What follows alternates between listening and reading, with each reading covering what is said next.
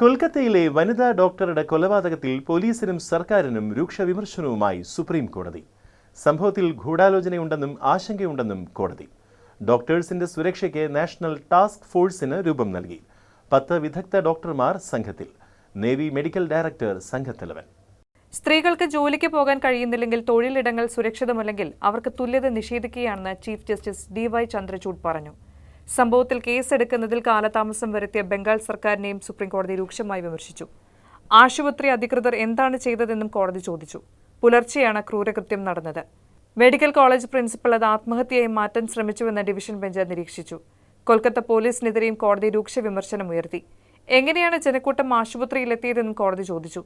പ്രിൻസിപ്പലിന്റെ പെരുമാറ്റം പരിശോധിക്കുക എങ്ങനെയാണ് ഉടൻ മറ്റൊരു മെഡിക്കൽ കോളേജിൽ അദ്ദേഹത്തെ നിയമിച്ചതെന്നും ബംഗാൾ സർക്കാരിന്റെ അധികാരം പ്രതിഷേധക്കാരുടെ മേൽ അഴിച്ചുവിടരുതെന്നും കോടതി പറഞ്ഞു. മിക്ക യുവ ഡോക്ടർമാരും 36 മണിക്കൂർ ജോലി ചെയ്യുന്നുണ്ടെന്നും ജോലി സ്ഥലത്ത് സുരക്ഷിതമായ സാഹചര്യം ഉറപ്പാക്കാൻ ദേശീയ പ്രോട്ടോകോൾ വികസിപ്പിക്കേണ്ടതുണ്ടെന്നും സുപ്രീംകോടതി ചൂണ്ടിക്കാട്ടി.